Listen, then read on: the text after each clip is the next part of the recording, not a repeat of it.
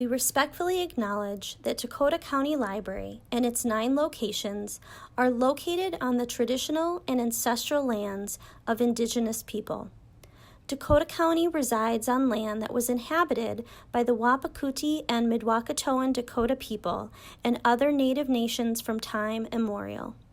Seated in a land treaty signed in July of 1851, this land holds great historical, spiritual, and personal significance for its original stewards, the Native nations and peoples of this region. We also want to respectfully acknowledge that Dakota County Library is the namesake of the Dakota people. By offering this acknowledgement, we work towards our value of acting inclusively and our mission of learning, and recognize our collective responsibility to engage our community in the history of the lands of Indigenous people. Hello everyone, my name is Raheem Simmons. I would like to thank Dakota County Library and MELSA for allowing me to come to you today to talk about an athlete that has changed our community, changed our lifestyles, and is just leading by example. Today's athlete I would like to discuss is who many consider to be the GOAT of the NBA, someone that's transcended the sport of basketball and used his platform to not only change the game, but change his community for which he grew up, and then changing and being inspired to players and people all over the world. This person I'm talking about is none other than Lebron James. So when we think about LeBron James, we consider him in the categories of Michael Jordan, Magic Johnson, Kobe Bryant, Wilt Chamberlain. We talk about who's on the Mount Rushmore of NBA greatest players. And you look at the numbers and the things he's done on the court, it is outstanding. The things he was able to do are remarkable in the NBA. All-star every year of his career. He's a 4-time NBA champion. He's been 13 times All-NBA first team, 2 times All-NBA second team, 1 time third. The accolades we could talk about, an Olympian. There's so many things he's done on the court that I agree he should be listed as one of the greatest of all times. But that's simply just NBA basketball. He's came in as a rookie out of high school, drafted by his hometown team, the Cleveland Cavaliers. And the journey to become LeBron James didn't happen that day when he got drafted. This journey in 2003, the journey to become LeBron James started back in 1984. LeBron didn't have 2 parents at home, didn't have a stability, didn't have that continuity around him that can make him grow and thrive and succeed. He struggled. See, I understand because I too is very similar to LeBron, single mother. His mother, Gloria, had him when she was 16 years of age. She didn't finish school, so now she had to parent. And LeBron James, for years and years and years, he was running from pillar to post, from this friend's house to that friend's couch to this person's car, sleeping in the car with his mother for several days on end, all the way through his childhood to like 4th grade. He was barely going to school. He missed over 2/3 of his schooling in the 4th grade. Not because he was a bad student, not because his mother was a bad woman. It was just the struggle. Having to deal with everything around him, running from this place to that place. And his mother, one thing about her that I really, really appreciate is that she always says she'll never give up for her son. She'll never make excuses for her life and what they had to deal with and had to go through. And one of the things that I really, really admire about LeBron, which is why I consider him one of the GOATs, he never allowed himself, and his mother never allowed themselves to think of themselves as less than. And I believe, as what we put inside of ourselves or what we see about ourselves allow things and people to come into our lives at the right moment in time. We were talking about this adversity and moving around. LeBron James in the 4th grade got involved. Him and his friends were out playing like kids normally do. He's out running around playing, just having fun.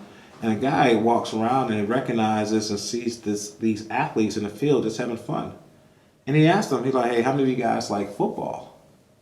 And LeBron James replied, that's my favorite sport. So the guy said, all right, tell you what, let's have everyone run 100 yards. And the winner The winner of this race would be the starting running back. So the gentleman lined up on the end zone and they took off running. Now, you got to think about it. For some, it's just a race. But for LeBron, this is an opportunity. So he had to give it all he had. No second thoughts, no, I can't allow someone to beat me. I have to win this. So he takes off and he wins the race by over 15 yards. The coach go to talk to him, and at that point, Gloria had arrived to pick her son up. And she said to the coach, I'm sorry, I would love for my son to play. We can't afford it. We're on welfare, so we're getting food stamps, and we don't have a stable place to live. 1 minute we're going to be over here with this friend until they get tired of us, then we can go over here. And then we got to go over to this person's house. LeBron's missing a lot of school because we can't get him there because I have to work. The coach said to the mother, it was like, hey, I tell you what, I'll make sure he gets to all the practices and all the games if he wants to play. And I'll cover the costs for his athletics. Mother said, yes, let's do it. Then everything was starting to go a little crazy. He was starting, the coach would go to this house and they're no longer there. So they were trying to figure out where he lived. Because again, remember, he had to move all around all the time. So one day the coach says, hey, why don't you guys come stay with us? LeBron and Gloria were excited they can finally have a stable place to live. But reality kicked in. The adversity of having to take care of a woman and her son was starting to take its toll on the coach and his girlfriend. So you know what? Just like a lot of other people, after a few months, they got rid of him. At this point, LeBron just started feeling like, oh my gosh, what am I going to do? But I'm not going to quit. I'm not going to allow the things that are out here to stop me from believing in myself.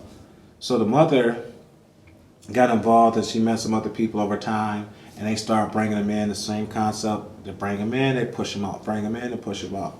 So let's just kind of fast track up to high school, where LeBron now, he's learning how to play basketball through a person he stayed with, and they taught him the basic skills of it. But as a ninth grader, LeBron was about 6'3", and he averaged over 18 points as a ninth grader. And he continued to play and develop. Now, one of the strongest points that really brings the story, kind of puts it all together, is he never forgot where he came from. So the few friends that he was able to keep, able to meet, he said, hey, you guys are all I have.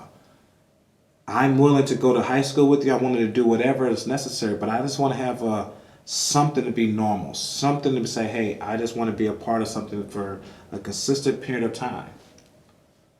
Having to move from state to state, before I was 19 years old, I never stayed in one state for more than 2 years. I was always on the road. So having to develop and maintain partnerships and relationships was difficult. So anyway, LeBron gets drafted, all this hoopla, everybody's coming to watch him play in high school. So he gets drafted by the Cleveland Cavaliers. And one of his teammates, now typically when you're playing and you're the number one pick overall, people are excited about you. Many of his teammates were turning their backs on him, saying that he's not that good, he's overhyped. He was on Sports Illustrated, he was on ESPN magazine cover, National Player of the Year, all these great accolades like we talked about before, but they turned their backs on him. And all he wanted to do was play basketball and be a part of something that he can fit into. And there was one guy that took him in and took him under his wing and befriended him, and his name was Big Z, Zunas Ilgauskas. Big Z had his number retired a few years back for the Cleveland Cavaliers, and LeBron never forgot. So on his retirement night, he skipped out of his own game just to go back to be a part of something as someone who gave into him and spoken to him and embraced him and held on to him. As you're talking about the greatest of all time in the sport, we also got to look at the man. So when we think about LeBron James, again, we talk about all those things, it's the man that is so incredible. You don't hear a lot of the drama. You don't see him caught up in the news. You don't see a lot of things coming around him because, again, having that upbringing, he's learned how to push that off to the side and then build his community. We talked about some of his teammates that he had the opportunity to play with. As he went through high school, he formed a bond of brotherhood with a couple of players. It's the miracle is not making a couple hundred friends. That's not the miracle. The miracle is finding just a handful that could be there with you from the beginning to the end and will stick there to you and with you forever. And have your back and your support, and you have theirs, and you can trust that they're going to always be there with you. So the guys that LeBron built that familyhood, that brotherhood with, he's brought them along the way. His agents, he's helped them start their movie careers. He helped them start so many different things that he said, hey, you know what? I know what it's like to have nothing and become something, but I want everyone to take this and enjoy this as well. So when you look at the guys he's brought along with him, you see he tried to play with the same teammates. And again, you can make all these complaints about all this stuff, but look at what he's doing for the community. He's from the Cleveland area, Akron, so he starts a school there. So everyone's upset with LeBron because of what he did to go to the Los Angeles Lakers, but you got to look at what was the reason behind it. Yeah, to wear the purple and gold to win championship, that's part of it. That's just the basketball side. But he moves out to that area because he's starting to make films. He's starting to get his buddies their production studios, so because they're into that kind of artistry. So he's like, hey, let's go where it's big and we can support you and make that happen as well. He has friends that are huge baseball fans. So you know what he does? Hey, let me help you out there. Let's go buy and own part of the Boston Red Sox. So you start looking at the things he's done outside of basketball and how he's helping the community, whether it's owning pizza shops, owning stores, owning salons, owning apartment complexes that he helped single mothers so they can transition from home poverty and homelessness to a place where they can stay for free until they get themselves back on their feet. Then he gets them connected to the social workers and the people in different industries so they can have somebody they can fall back on, similarly to what he did not have growing up as a kid. Now, when we're talking about the greatest of all time, how many players have done those things to help the community?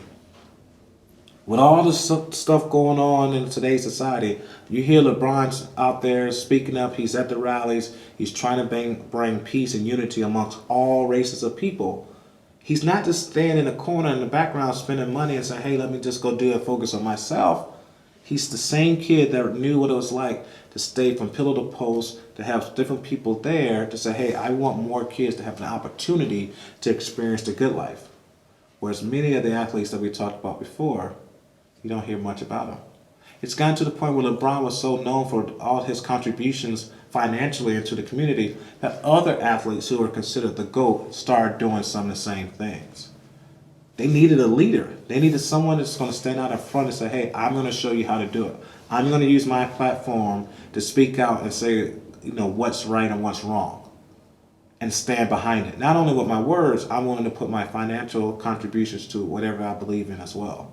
So now you see a lot of athletes starting to donate and put their monies behind their words. Not saying it didn't happen before, but I can tell you, if you really start looking at when LeBron James really started putting themselves out there, more and more athletes are starting to follow his trail. This is the same kid that grew up with no security, no stability, just a lovely mother. Father never came around, but yet he's a married man with his kids, and he's there with his boys. Because he realized in order to change and impact the next generation, he's got to learn, he's got to put himself out there.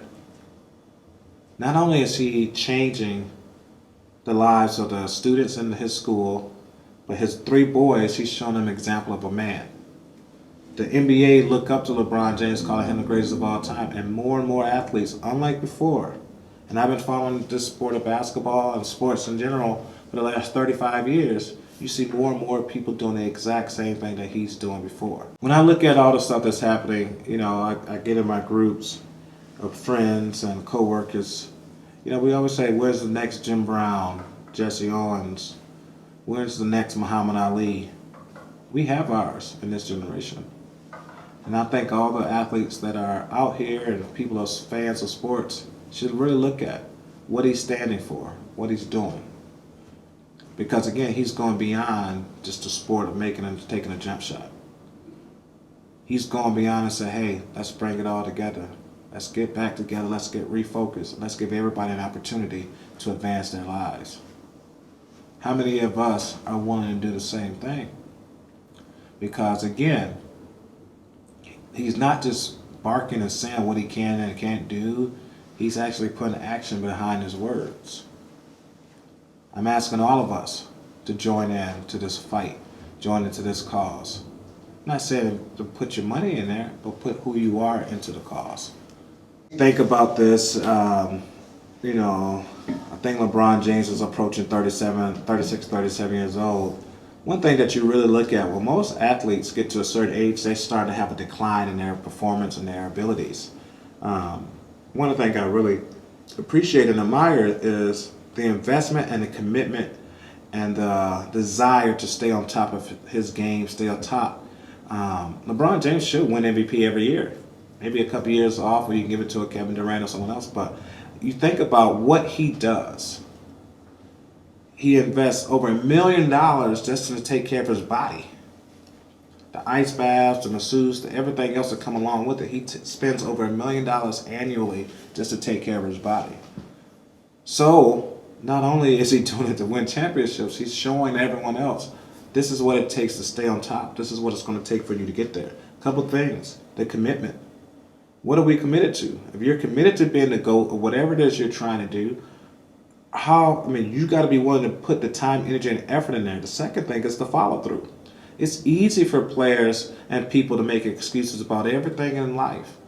Yeah, they take a couple weeks off in the summer just to go and spend time with their family, go on vacations. But LeBron James was up at 5 a.m. running the sandy beaches in California. Because again, that's the conditioning. That's what I'm committed to. And lastly, what are you willing to invest in?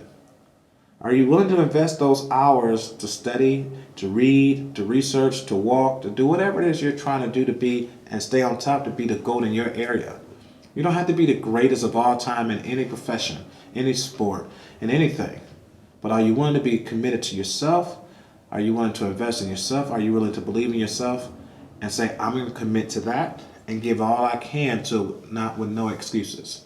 Because had he made the excuses of no father, no stability, no consistency, no education for the most part, my mother's super young, I don't have friends, I can't afford to play football. If he'd made all those excuses, we wouldn't be talking about LeBron James. Not only did he say, hey, I want not only just be accepted and okay with this being drafted or just being okay with something, he committed to wanting to be the best and the greatest that he possibly could be. Even though his his teammates decided to say, hey, he's not worthy enough. He's the same guy that led them to a championship. To the NBA Finals. Went away, had to get his training, had to learn, had to go through some adversity to go learn how to be a winner, learn how to be a champion. To say, hey, I made a commitment to my town when I got drafted. I was going to bring them a championship. He did exactly what he promised to do. He had to go over here and learn. He had to go through some adversity. He had to go through some challenges. He had not forgotten where he came from. And if he realized he can go through all that stuff growing up to get to be where he is, I can go learn the information from those who've done it before me, get the information, and come back and deliver. When we say we're going to do something, the first person we got to commit to and be honest with and okay with is self. We're talking about one of the greatest of all times, ladies and gentlemen. And I'm looking at people who are going to be the greatest they could possibly be. Because they're going to be committed, they could be dedicated, and they're going to be non-wavering from what they want to be. I appreciate you guys very much. Thank you. Have a great day.